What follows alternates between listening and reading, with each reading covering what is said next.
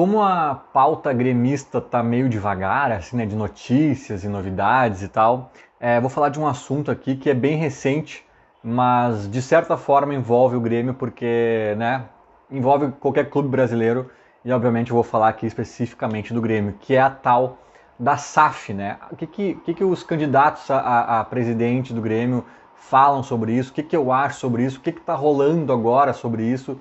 E eu quero especialmente aqui pensar um acontecimento recente que envolve até mesmo as eleições presidenciais do Brasil, para falar um pouquinho e analisar algumas nuances aí da tal da sociedade anônima do futebol. Né? Vamos lá, vamos por partes. Eu acho que a primeira parte que é importante pontuar, né, quando a gente fala de SAF, e talvez a gente fale várias vezes de SAF, né? Não é, isso aqui não é um vídeo definitivo, uma conclusão, até porque não tem mais assim reflexão do que conclusão, né? Eu acho que é muito cedo para a gente concluir muita coisa.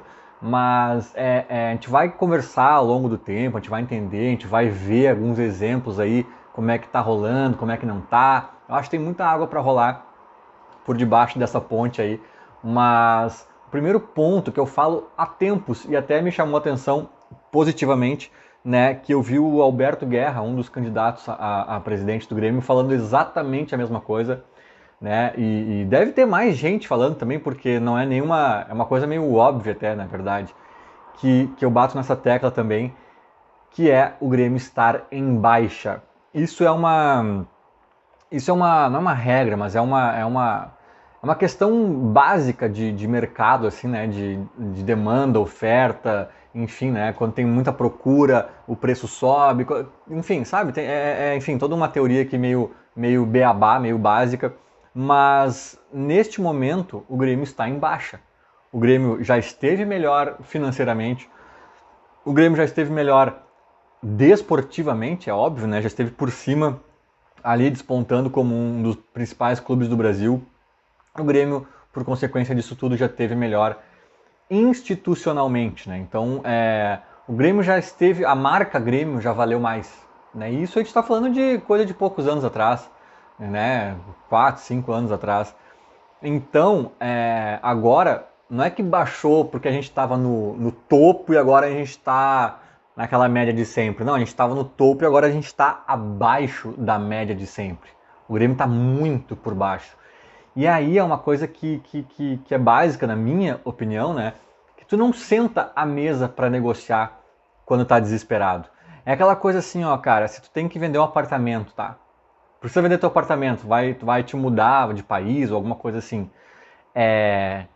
Se tu não tem planos concretos de quando tu vai, só tem uma ideia lá no horizonte, assim, tu consegue vender com calma, né? Tu consegue, tipo, negar muita proposta abaixo do que tu quer. Não, né? Consegue negociar, consegue fazer exigência, pedir para aumentar alguma pedida ali. Agora, se tu tem passagem comprada, tu vai para morar em Londres daqui a um mês e lá tu vai ter despesas, vai ter que alugar alguma coisa, não sei o que, não tem dinheiro e tu precisa desse dinheiro da venda do teu apartamento para fazer um aporte na passagem, no curso que tu vai fazer lá, na moradia e tal. Cara, teu apartamento vale 500, chega alguém te oferecendo 400, aí tu pede 450, a pessoa diz 420 e tu fecha. No desespero até menos, dependendo do desespero da pessoa, né? Então é meio óbvio isso, é meio básico, mas cara, tem gente que não tá vendo que neste momento é esse o status do Grêmio, sabe? O próprio Cruzeiro, o Vasco, o Bahia de certa forma, mas assim, o Cruzeiro e o Vasco que estavam penando ali há mais anos, né, na Série B, e o nosso Cruzeiro destruído financeiramente, institucionalmente, desportivamente, para todo lado que tu analisasse era um caos aquele Cruzeiro. Como é que eles chegam para negociar com o Ronaldo, cara? Eles chegam olhando para o Ronaldo como uma tábua de salvação. Então, assim, o Ronaldo tinha a faca e o queijo na mão. Agora, tu chega pro Palmeiras hoje, pro Flamengo e diz assim, cara, eu quero comprar vocês. Não, só um pouquinho, senta aí que eu já falo contigo. Só deixa eu escovar os dentes ali. E o cara espera, e o cara espera. E aí tu vai exigir até as cuecas do cara, sabe? Então é muito diferente. Acho que isso assim, ó, esse é o básico do básico. O Grêmio, tu é a favor ou contra? Beleza, a gente pode começar a discutir isso daqui a pouco. Agora, neste momento, a gente tem que ser contra. neste momento, falar disso agora, pro ano que vem, pro outro ano até mesmo, não tem condições, sabe? A não ser que chegue alguém conversando com papo de como se o Grêmio estiver, né? Sim, uma oferta que faria o Palmeiras, faria o Flamengo. Ah, opa, o cara realmente está numa outra curva aqui, né? Fora da curva. Mas é muito difícil, não é a regra. Então eu acho que esse é o elemento básico e número 1 da SAF. Outra coisa que eu queria pontuar sobre a SAF, na minha opinião, né? É que eu acho que o Grêmio tem que estar por dentro disso. Tem que estar estudando isso, tem que estar conversando sobre isso, né? O conselho, eu entrei agora, ainda não estou por dentro de tudo que rola ali, mas eu sei que antes de eu entrar já tinha uma comissão, acho que debatia isso, se debruçava sobre isso, eu acho importantíssimo. Na época eu sei que até rolou algum tipo de crítica, né, de alguns torcedores que são contra. Ah, que querem falar de SAF? Não, cara, falar tem que falar. Entender tem que entender. Não necessariamente para o Grêmio ver se vai entrar ou não, talvez no futuro, vai saber, mas até mesmo para o Grêmio entender o que está rolando com seus adversários, com o mercado, né? O bicho, que bicho é esse, sabe? Então acho que é importantíssimo o Grêmio estar sempre por dentro desse negócio, se atualizando dentro enfim, das questões que evoluem nesse sentido, que são boas, que são ruins. A gente vai ver também, como eu disse, né, alguns exemplos aí se consolidando ou não. Então, eu acho que esse é o segundo ponto que é bem importante. Agora, eu confesso, para não ficar aqui fazendo só um vídeo meio mureta, né? Meio assim, mas veja bem, conceitual e tal. Não, eu vou dar uma opinião minha, que eu tenho que ter cuidado para dar essa opinião, porque, assim, nada é tão simples, sabe? É que nem tu falar assim, no governo do estado, né, ou do país, né, do Brasil, tu é a favor ou contra privatizações? Cara, eu posso ter uma tendência, uma leve tendência a ser contra. E eu tenho. Mas é muito leve. É muito leve. Eu acho que cada caso é um caso. Tem muita coisa que se vocês me mostrarem, eu vou dizer, cara, isso aqui eu sou a favor. Entende? Então, assim, eu tenho uma leve tendência a ser contra a SAF. Até eu acho que não é tão leve. Eu tenho uma tendência moderada a ser contra a SAF. Agora, de repente a gente nos apresenta um modelo que mantém os sócios, mantém o conselho, a SAF entra dessa forma, injetando tal dinheiro, com o intuito X, com o benefício Y, e o clube se assegurando de Z, de Y, Z, sei lá o que. Opa, vamos conversar, sabe? Então eu acho que a gente não pode ter as opiniões tão engessadas, rotuladas e definitivas, sabe? Então, sim, eu tenho uma tendência a ser contra, mas eu acho que tudo dá para analisar, cada caso é um caso, e eu acho que a gente vai ainda entender e aprender muito sobre o tema para daqui a pouco concluir melhor algumas questões. Mas, qual é o tema recente aí que eu disse que eu ia colocar na roda para a gente debater, né? O Petralha, presidente do Atlético Paranaense, que inclusive é gaúcho, né? Se eu não me engano, ele é de Cruzeiro do Sul, ele é filho de uruguaios, e que foram, né, vieram para o Rio Grande do Sul. E aí ele acabou indo para Curitiba, acho que em 1980. Eu andei dando uma olhada sobre a história dele para entender algumas coisas. E aí lá por 80 e poucos ele meio que virou atleticano, assim, e se enfiou na vida política do clube e tudo mais. E a gente já sabe o resto da história, né? O cara acho que é a terceira ou quarta vez que ele é presidente do Atlético e, enfim, tá sempre envolvido ali no meio da política do clube. E ele realmente fez muita coisa boa pro Atlético, ele revolucionou algumas questões, ele é um cara que foi bom pro salto que o clube deu em alguns âmbitos, assim, né? Era um clube que ele mesmo diz que era de bairro e conseguiu dar um pulo, né? Tanto fez o CT, títulos, etc, etc, etc. Só que assim, cara, tem duas coisas aqui que eu penso no exemplo da SAF, embora o Atlético Paranaense não seja uma SAF. Uma é uma coisa boa, que na minha opinião o Petralha fez, né, promoveu, e outra é uma coisa ruim. A coisa boa. Cara, ele realmente fez uma... até, eu não tenho profundidade, tá, para falar do Atlético Paranaense, mas pelo que eu vejo assim de fora, ele promoveu gestões profissionais no Atlético. Né? Ele promoveu processos internos interessantes, ele realmente, como ele mesmo diz, acho que o Atlético deu um salto de tamanho, de clube de bairro para um clube nacionalmente respeitado. e até internacionalmente, né, de alguma forma, ele realmente fez isso, cara.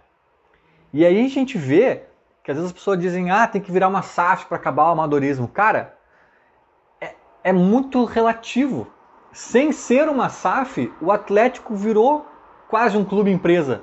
O Atlético implantou processos mais profissionais, sem virar uma SAF, né?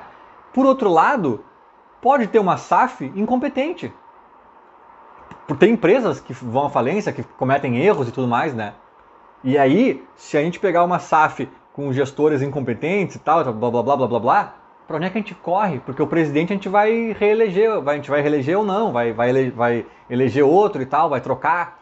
E se o cara for ruim e ficar ali patinando, tudo bem, ele pode mudar o CEO, não sei o que, os processos, mas sabe, não é garantia. A gente tem a mania de pensar que virou empresa é garantia de profissionalismo, sucesso e competência. Realmente, alguns processos amadores morrem da noite pro dia se vira uma SAF, isso eu concordo, tá? Mas os que ficam não necessariamente vão ser os mais competentes e brilhantes do mundo. Então acho que já fica um asterisco aí, né, nessa gestão do Atlético que é boa e não é uma SAF propriamente dita.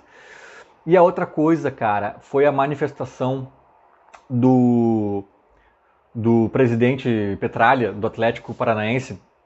Cara, foi surreal isso aí. Pra mim, independentemente de preferências político-partidárias, foi surreal. Ele fez uma carta lá falando na véspera do jogo mais importante da história do Atlético, né, a final da Libertadores. Ele fez uma carta lá meio que direcionada ao torcedor do Atlético, falando desse jogo, mobilizando e tal. Cara, e do nada, no meio da carta, ele sugere que as pessoas votem 22, né, no Bolsonaro. Ele abre o voto dele e meio que faz ali uma apologia, né, ao voto dele, e encerra lá com aqueles Deus, pátria, família, não sei o quê. Cara, e publica isso. E assim, gente, na minha opinião, tá, se ele fosse do Lula, a minha opinião seria exatamente a mesma. Se ele fizesse isso apenas nas redes sociais dele, já seria bizarro, cara. Imagina, na véspera do Grêmio pegar o Real Madrid no Mundial, o Romildo faz um post desse naipe, assim, sabe? Cara, seria patético, seria surreal, seria, no mínimo, impertinente, né? Realmente pra dizer o mínimo, assim. Só que aí é um erro da pessoa física, é um erro humano e tal. Agora, o Atlético Paranaense publicou em todas as suas redes sociais essa carta dele. O Atlético Paranaense compartilhou esta carta nas suas próprias redes sociais, cara. Foi isso que aconteceu. E eu fico até meio abismado que isso tenha acontecido. Eu fico abismado com talvez um pouco barulho que alguns torcedores tenham feito. Porque é muito surreal, cara. Eu acho, sinceramente, que um presidente declarar voto, seja lá em quem for, e o clube compartilhar isso, as redes sociais oficiais do clube compartilhar isso, cara, é bizarro num nível, assim, inacreditável. Agora, isso feito na véspera da final da Libertadores, que é o jogo mais importante da história daquele clube, aí eu não tenho nem palavras pra dizer o que eu acho desse acontecimento. Cara, pra mim, assim, não é, surreal é pouco, não diz o que eu acho, sabe? E aí também é bizarro porque é uma atitude de dono de clube. Embora ele seja o presidente do clube, ele age como dono do clube. E aí, né, aqui eu não vou analisar a estrutura do Atlético Paranaense, por que isso acontece lá, por que deixa de acontecer não sei o quê, né, qual é a consequência disso ou a ausência de consequências. O problema é do Atlético, tá? Mas transportando aqui para o nosso debate, cara, numa SAF tem dessas. Numa SAF tem dessas. Se tem um dono, o dono vai poder usar o clube para de repente comunicar o que ele quer. Para comunicar a opinião que ele quer sobre o que ele quiser. Sobre política, sobre um evento na Europa, né, se ele é a favor ou contra o Brexit, o que ele quiser. Cara, e aqui a gente está falando só da seara política. Esse cara um belo dia pode dizer que ele acredita que o Grêmio tenha que ser verde. Porque mercadologicamente faz mais sentido, né? Porque o verde tem só ali o Palmeiras e o Goiás, e aí ele fez um cálculo que o azul é mais complicado de... Sei lá, tô tentando inventar uma baboseira que qualquer não consigo. E aí, cara, a gente vai espernear? Assim como a gente pode espernear se o cara declarar voto pro Bolsonaro ou pro Lula? E azar é nosso. Azar é nosso. Sabe? Daqui a pouco ele vai dizer assim, ó, vamos supor, um exemplo que eu acho ótimo, porque é muito viável de se pensar, tá? E talvez alguns de vocês até concordem com o que eu vou falar, mas eu acho que a maioria não concordaria. Vamos supor que o Grêmio vira uma SAF e o Inter vira uma SAF, tá? Os dois viram SAFs. Donos, um dono inglês e um dono alemão, sei lá, um dono mexicano. E os caras começam a administrar os dois clubes com profissionalismo, né? Com um olhar assim mais técnico, menos passional. Daqui a pouco os dois falam assim, cara, e é um estudo que muita gente faz e conclui, e não é da minha cabeça isso que eu vou falar agora, tá? É uma realidade, em termos práticos, Os dois concluem assim, cara, não faz sentido Porto Alegre, uma cidade como Porto Alegre, ter dois estádios para mais de 50, quase 60 e poucos mil torcedores. Não faz sentido, cara. Dois elefantes brancos no meio das cidades, pagando estrutura e luz e não sei o que, blá blá blá. Cara, não faz. Vamos fazer o seguinte, vamos fazer um estádio para dupla. Vamos derrubar os dois e fazer não sei lá onde, um estádio da dupla Grenal. Estádio municipal, vamos fazer uma parceria com a prefeitura, sei lá. Cara, em termos práticos, faz muito sentido. Faz muito sentido. Né? Tem tipo um Pacaembu aqui, assim, né, em Porto Alegre.